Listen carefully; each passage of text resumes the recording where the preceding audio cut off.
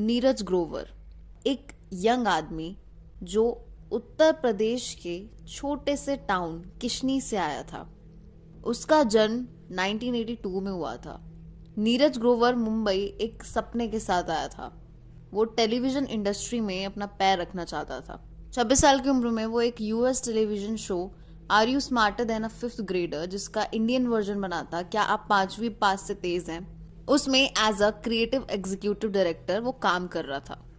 In fact वो महाभारत की जो सीरीज आने वाली थी उसके लिए ऑडिशंस भी उसने होल्ड करके रखे हुए थे, यानी कि ऑडिशंस चल रहे थे, वो ऑडिशंस ले रहा था। नीरज की लाइफ बहुत सही चल रही थी, जैसा वो चाहता था वैसा ही हो रहा था। उसका काम भी अच्छा था अनटिल उसकी मुलाकात होती है एक लेडी से जिसका नाम था मारिया मोनिका ससाईराज।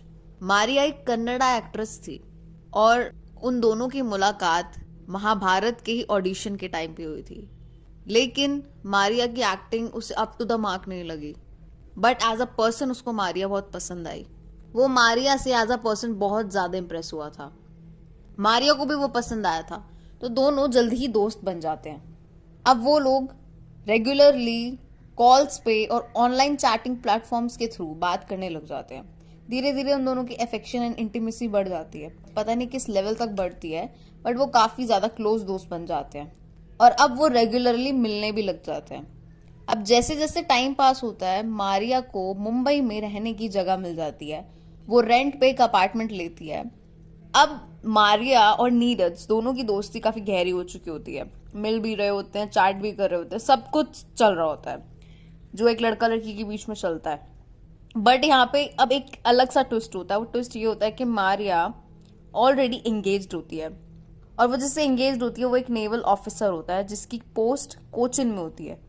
अब जब उसको पता चलता है कि मारिया का कोई दोस्त है नीरज नाम का, तो वो काफी ज्यादा पॉजेसिव हो जाता है मारिया को लेके। अब क्योंकि वो उसका फियांसे होता है तो उसकी जेलसी बहुत ज्यादा ओवर हो जाती है। उसको कहीं ना कहीं लगने लग जाता है कि इन दोनों के बीच में कुछ चक्कर चल रहा है, जबकि वो बोलती है कि वो मेरा कैजुअल दोस्त है। अब आगे क्या होता है, मई 6 की रात को, साल 2008 की बात है ये, नीरज मारिया के घर पहुंचता है ताकि वो मारिया की हेल्प कर सके सेटल डाउन होने में उस घर में। लेकिन समहाउ मैथ्यू जो कि मारिया का फियांसे होता है, उसको पता चलता है कि नीरज मारिया के घर पे है। अब वो फोन करके उसको बोलता है कि कुछ भी हो जाए नीरज रात यहाँ पे नहीं बिताएगा, तुम उसको वापस भेजोगी। बट ऐसा नहीं होता, नीरज वहां पे पूरी रात रुकता है। अब सुबह सुबह मई 7 2008 को जब मारिया और नीरज सो रहे होते हैं तब मारिया के घर की डोरबेल बजती है, वो बहुत बार, जैसे कोई एग्रेसिवली डोरबेल बजा रहा हो। अब मारिया दरवाजा खोलती है और सामने खड़ा मिलता है उसको अपना फियांसे मैथ्यू। अब मैथ्यू अपार्टमेंट में घुसता है और देखता है नीरज सो रहा है, तो वो बहुत बुरी तरीके से चिढ़ जाता है, बहुत ज्यादा गुस्से में आ जाता है। अब मैथ्यू और नीरज में आर्ग्यूमेंट्स होने लग जाते हैं और आर्ग्यूमेंट्स धीरे धीरे लीड कर देता है फिजिकल फाइट की तरफ। अब दोनों हाथापाई करने लग जाते हैं।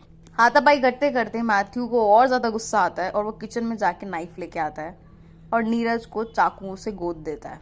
इतनी बार चाकुओं से अटैक होने के बाद नीरज की ऑन द स्पॉट मौत हो जाती है।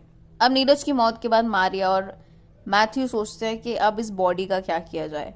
अब सुबह के 10 बज चुके होते हैं। मारिया करती है एक दुकान पे जाती है और कुछ चीजें खरीद के लेके आती है, जैसे कि बैग्स, बेडशीट्स, कर्टन्स और एक चाकू।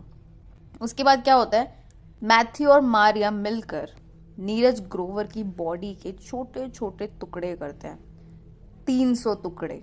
300 टुकड़े करने के बाद जो बैग्स वो लेके आती है उस बैग्स में उन टुकड़ों को डाल दिया जाता है। अब वो मारिया के बेडरूम की सारी हालत को चेंज कर देते हैं, यानी कि बेडशीट चेंज, पर्दे चेंज, सफाई, ताकि एक भी निशान ना रह जाए और एविडेंस पूरा डिस्ट्रॉय हो जाए और वो पकड़े ना जाए। अब ये सब करने के बाद वो अपने पड़ोसियों की गाड़ी को बोरो करती है और उन बैग्स को डिक्की में डाल के शाम के 4:30 बजे वो लोग सेम डे सिटी से बाहर निकल जाते हैं। अब मुंबई के बाहर पहुंचते ही वो लोग पेट्रोल खरीदते हैं और अपने प्लान के मुताबिक नीरज ग्रोवर के रिमेन्स को आग लगा देते हैं। जब उसके रिमेन्स को आग लग जाती है, वो सेटिस्फाई हो जाते हैं, तो वो वापस चले जाते हैं और उनको ये सब करते करते लेट नाइट हो जाती है। अब वो अपना आराम से जाके घर पे सो जाते हैं जैसे उन्होंने कुछ किया ही नहीं। अब नीरज ग्रोवर के फ्रेंड्स, फैमिली सब लोग परेशान हो रखे होते क्योंकि वो फोन ही नहीं उठा रहा होता। वो 100 से ज्यादा कॉल्स नीरज को कर चुके होते हैं। फाइनली परेशान होके वो मिसिंग पर्सन रिपोर्ट लिखवा देते हैं। अब पुलिस नीरज को ढूंढने निकल जाती है और सारे फ्रेंड्स, फैमिली और बहुत सारे और भी लोग मारिया की तरफ पॉइंट आउट कर रहे होते हैं। पुलिस मारिया को इन्वेस्टिगेट करती है और मारिया कहती है कि हाँ, नीरज मेरे घर पे आया था इस रात, लेकिन वो चला गया था क्योंकि उसे किसी पार्टी में जाना था और उसका फोन मेरे घर पर ही रह गया था। बट उसकी ये बात झूठी साबित हो जाती है जब पुलिस उस फोन की लोकेशन ट्रैक करती है और जब पुलिस को पता चलता है कि ये फोन बीच में डिफरेंट लोकेशन पे गया था जब वो लोग जलाने जाते हैं उसको, नीरज को। उसके बाद पुलिस पेट्रोल पंप वाले से बात करती है, मारिया के डेबिट कार्ड ट्रांजैक्शंस को चेक करती है। तो सारी चीजें, सारे सबूत मारिया की तरफ ही पॉइंट आउट हो रहे होते हैं कि इसी ने कुछ किया है। तो क्योंकि मारिया की तरफ सारे सबूत इशारा कर रहे होते हैं, तब पुलिस एक फॉरेंसिक टीम भेजती है मारिया के घर पे चेक करने के लिए। अब वहां पे इन्वेस्टिगेशन स्टार्ट होती है और मारिया के घर के दरवाजे के पास ब्लड स्टेन्स मिलते हैं। इससे मारिया को अरेस्ट कर लिया जाता है, लेकिन क्योंकि वो समझ चुकी होती है कि वो फंस गई है, तो वो अपना मुंह खोल देती है और सच बता देती है कि उसने अपने फियांसे के साथ मिलकर नीरज के साथ क्या किया। ये सब सुन के पुलिस, पब्लिक, हर कोई दंग रह जाता है कि कोई इतना ब्रूटैलिटी कैसे कर सकता है किसी इंसान के साथ। अब ट्रायल चलता है कोर्ट में और मैथ्यू को दोषी करार दिया जाता है, लेकिन मर्डर के जुर्म में नहीं, culpable homicide not amounting to murder के जुर्म में।